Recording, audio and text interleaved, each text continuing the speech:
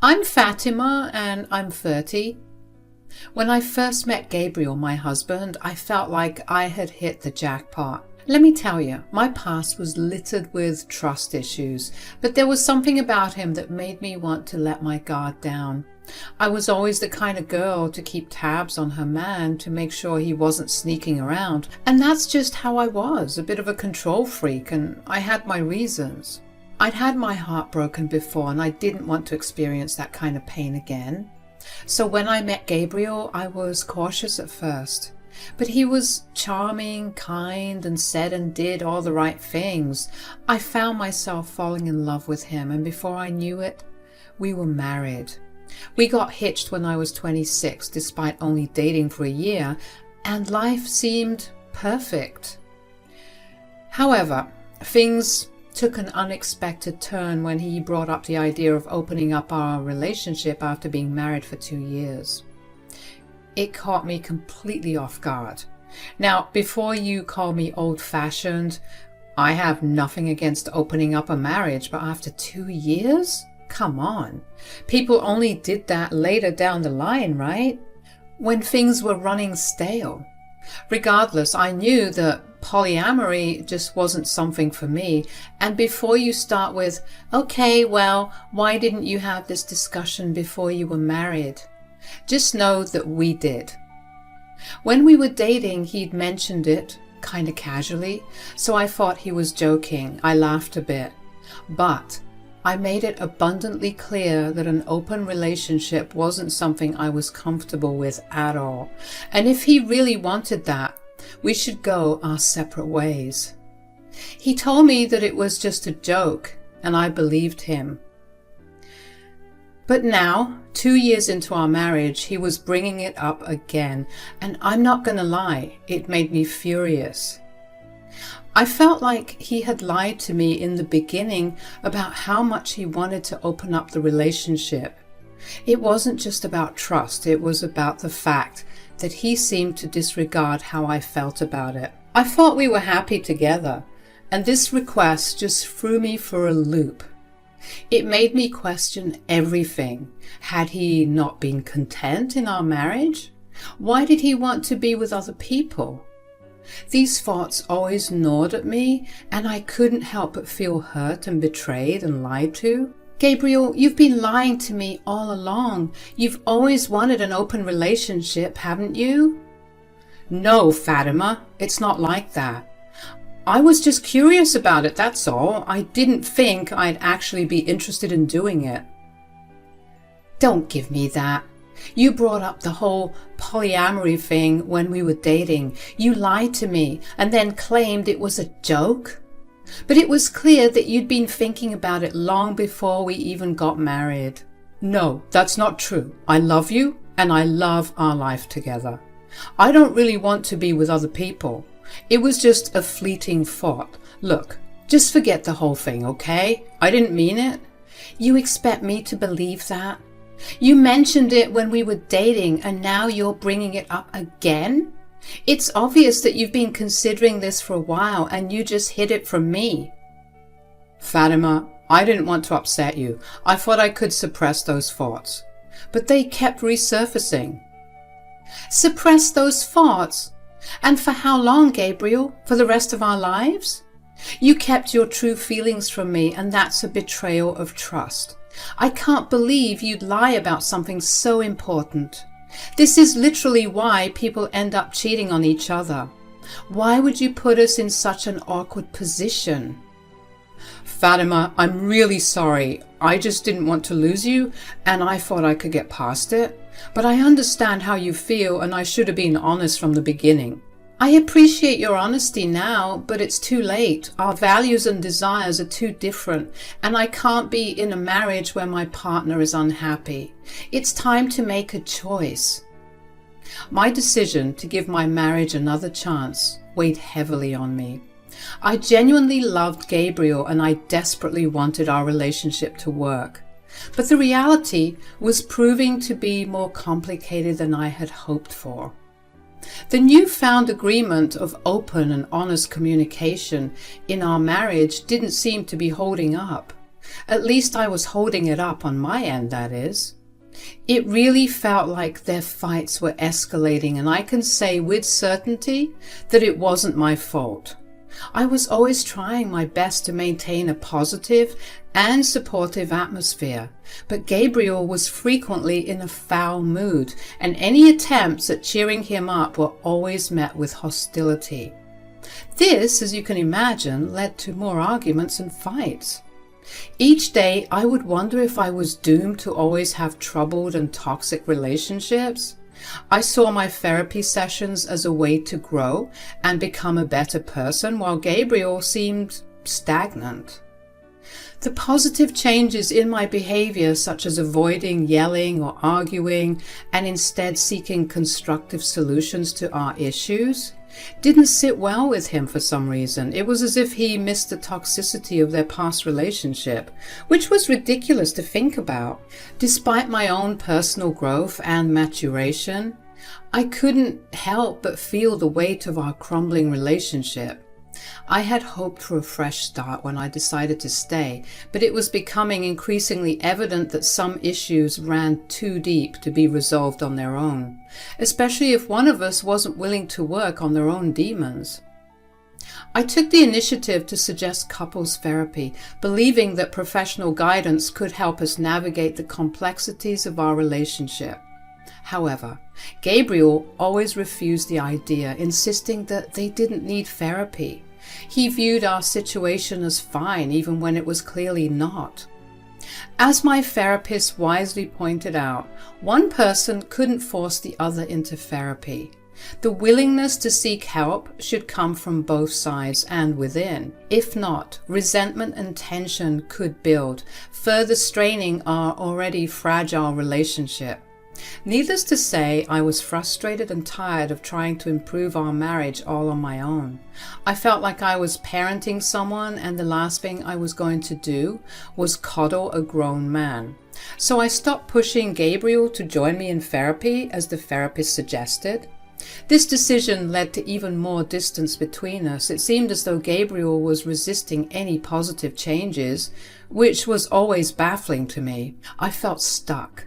Obviously, my heart still belonged to Gabriel, but my mind was growing tired of the constant emotional roller coaster and having to do the majority of the emotional labor in the house. The foundation of trust we needed to survive was crumbling under the weight of all the unresolved issues and the unwillingness to confront them. This man would sometimes pick fights with me for no apparent reason.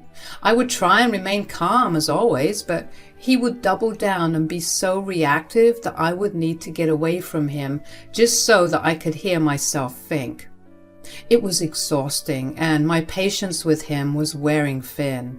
Fatima, you've just changed so much. You don't even care about me anymore, do you? Gabriel, that's not true. I care about you deeply. You know this. Then why is it that when we have issues, you're always so calm and nonchalant about it? Let me get this straight. You're upset with me because I have good conflict resolution skills? That's not what I said. Okay, look, I'm just trying to find better ways to handle our disagreements and make our relationship stronger. Well, I don't like it. I feel like you don't even love me. Gabriel, my love for you is the reason I'm trying to improve our relationship. I want us to be happy together. Happy? Happy like you're Mrs. Perfect with all your therapy and coping mechanisms? Gabriel, therapy has helped me grow and understand myself better. I'm not perfect, but I'm trying to be a better partner for me and for you. You could both benefit from therapy, you know. It's never too late to join me. No, I don't need therapy. It's not for me. Gabriel, it's not about being broken. It's about gaining tools and insights to make our relationship stronger. I think it could really help us communicate and understand each other better. I'm fine the way I am. You're the one who's changed. I'm changing because I want us to be better. I want us to work through our issues together. It's not about who's right or wrong. It's about us. It's not you versus me. It's us versus the problem. As the months went by, I continued to improve my communication and conflict resolution skills through therapy, while Gabriel seemed to grow more and more bitter. My therapist constantly asked me how I felt about Gabriel refusing to change and become a better person, and I would vent about how exhausting it was. Still, I didn't want to leave because I desperately wanted our relationship to work out. I held on to the hope that things would get better and that we could find a way to reconnect. However, my journey of healing and self-discovery through therapy made me realize that I had been lying to myself all along. One day, I couldn't keep my feelings bottled up any longer. I brought up the idea of divorce to Gabriel since he clearly seemed unhappy. But his reaction was surprising. His world seemed to shatter and he broke down. I mean, full-on ugly crying, begging me to stay. He told me that he couldn't imagine his life without me and that he was willing to do whatever it took to keep us together. I decided to give our relationship yet another chance, but with a condition. I told Gabriel that the only way we could stay together was if he started going to therapy. It didn't matter if he went on his own or with me. The important thing was that he needed to learn more about himself and work on his issues. I explained how therapy was always a positive step towards personal growth. To my surprise, Gabriel finally agreed to start therapy. It felt like a turning point in our relationship. We began attending couples counseling sessions together, and for the first time in a long while, things started looking up.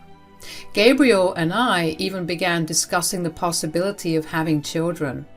It seemed like we were on the path to rebuilding our relationship, and I hoped that this time things would truly improve between us. As things appeared to be improving, I started noticing that Gabriel was using the language and ideas we learned in therapy to manipulate and control situations in his favor. Apparently, it's called therapy speak, and people tend to adopt psychological terms to justify their bad behaviors and not take accountability.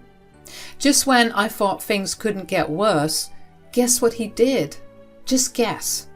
He raised the issue of an open relationship again.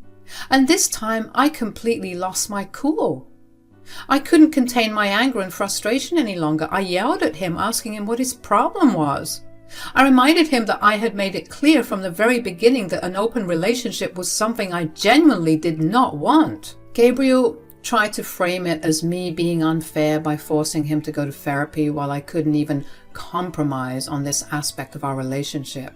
I had to set him straight, explaining that my boundaries were not open to negotiation. It wasn't a compromise, it was a violation of my clearly defined limits, and he was refusing to accept and respect that. I pointed out that I never forced him into therapy, as he was saying, and I had always been willing to consider a divorce if that was what he truly wanted, since he was clearly unhappy. In fact, it was Gabriel who seemed distraught and eager to stay together, even though it was clear that our compatibility had faded over time. My words deeply hurt him, apparently. Gabriel genuinely believed we were soulmates, and I wanted to believe it too. However, I couldn't ignore the mounting evidence that our relationship was burdened by conflict and incompatibility. All I wanted was a drama-free life, even if it meant letting go. The disagreement resulted in our most significant falling out to date. Gabriel ended up staying at a friend's house for like 2 months while we tried to figure out our relationship dynamic. It was exhausting and I felt torn about what to do next. My therapy sessions continued to remind me that I needed to end things with Gabriel even if it was going to be painful. Each time I tried to bring it up with him though, he would break down all over again and promise to do better, to change. And every time, his efforts would only last for a month or so before he returned to his old habits, showing little consideration for our relationship and triggering my unresolved issues. Fast forward to when I was 30 and Gabriel was 32. Things had become somewhat stale but stable in our relationship. I was still willing to put in the effort to make things better for us, even though it felt like I was pulling teeth, but I was determined to try my best. Then, one day, while I was cleaning up in the living room, I noticed Gabriel's phone buzzed with a call from someone saved as work wife in his contacts. My heart started racing and I immediately picked up the phone to answer and find out who the hell his work wife was, because I sure as hell didn't know. The lady on the other end, assuming she was speaking to Gabriel's wife, introduced herself as Daya. When I asked, "Who the hell is this?" I wasted no time in confronting her, demanding to know who she was and what she wanted. Daya tried to assure me that there was nothing romantic happening between her and Gabriel, that it was just some innocent workplace flirting and that I shouldn't read too much into it.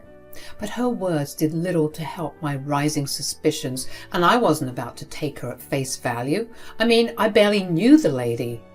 I hung up the phone and marched over to Gabriel, my anger simmering just beneath the surface. I was trying so hard to remember all the things I learned in therapy, but in that moment I swear I wanted blood. I demanded an explanation, wanting to know what the hell was going on and whether he was cheating on me.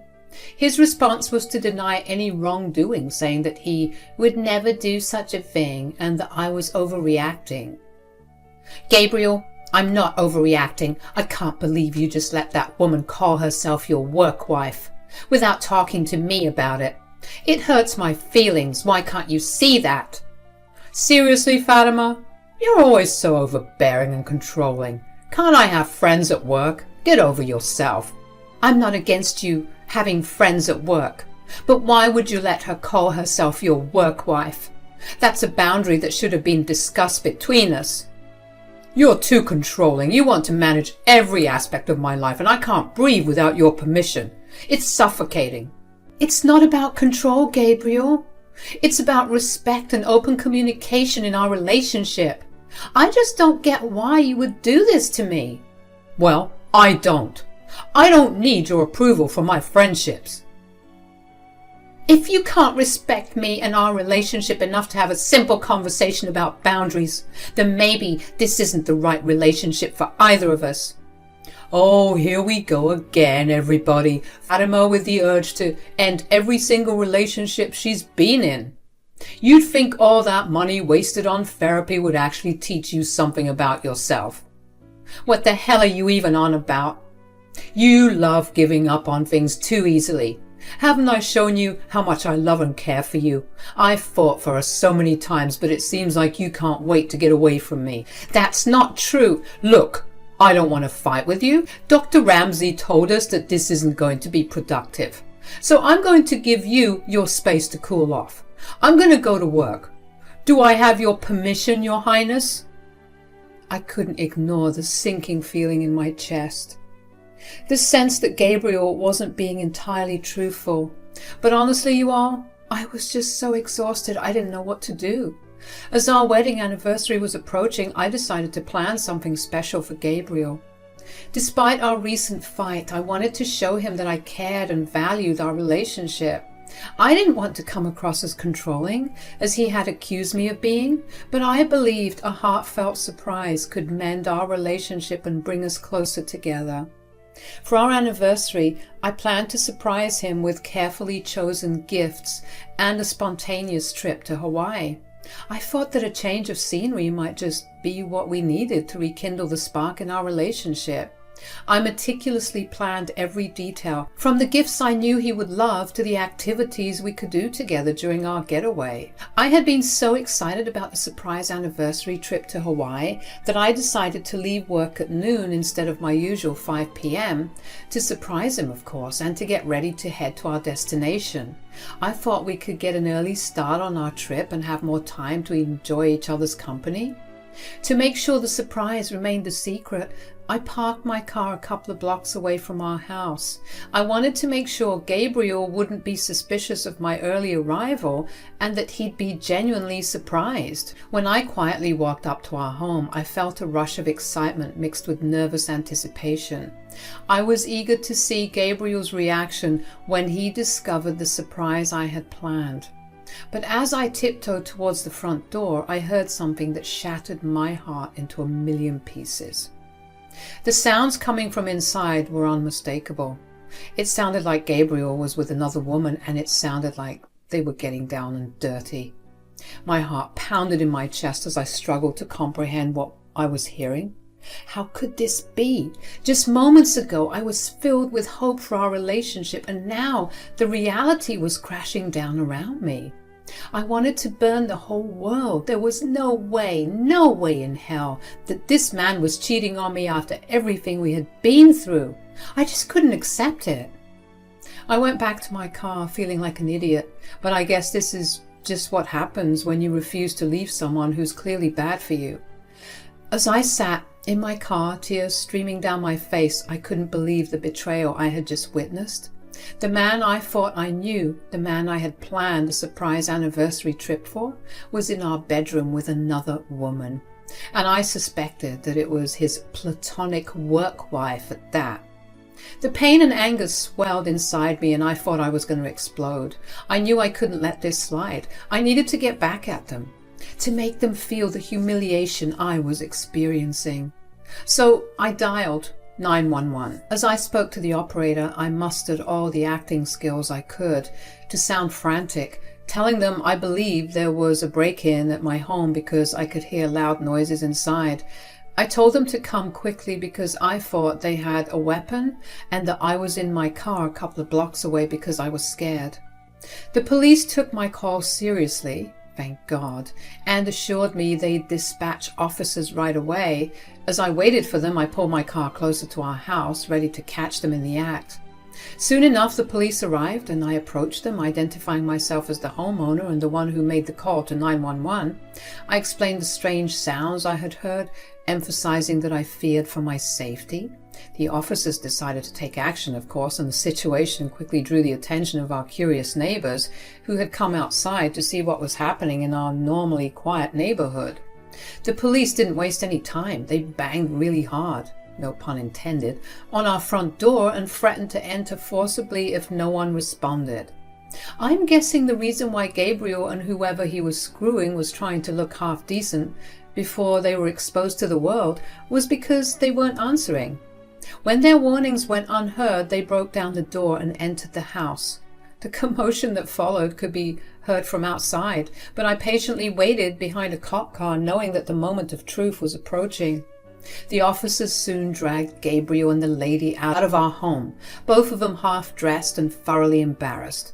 I had succeeded in my plan to expose their affair to the world. It wasn't just about catching them in the act, it was about making them understand the pain and humiliation they had caused me, and damn, it felt good. As Gabriel and the lady were being escorted to the waiting squad cars, they locked eyes with me, and Gabriel, in a desperate attempt to help his embarrassing situation, urged me to tell the officers that they weren't intruders and that I knew him. However, I played along with my charade, pretending not to recognize him, and I told the officers that I was genuinely frightened and didn't know these people at all. This made Gabriel's eyes widen, honestly. I thought they were going to pop out of the back of his head, and he looked like a crazy person trying to convince the officers that he knew me. One of the officers remarked how sick and twisted it was to break into someone's house just to engage in such indecent activities. They warned Gabriel and the lady that they should consider themselves lucky if I chose not to sue them for their actions. Gabriel, his eyes wide with panic, attempted to apologize to me, claiming he never meant for any of this to happen, but I maintained my charade, insisting I had no idea of who he was. Which wasn't a complete lie, because clearly I didn't know he could be this cruel to me. The cops proceeded with their arrest and transported them to the police station. The following days and weeks were tumultuous, and our marriage was finally dead. Maybe it had been dead all along, but we had finally acknowledged that there was no turning back from this. He cheated on me, and I put him in jail. I think we were even. We finally decided to get a divorce, and as time went on, I confirmed that the lady Gabriel had been involved with was indeed Daya, his platonic work wife. Both of them faced severe consequences. They were not only confronted with the end of their respective marriages, but also lost their jobs.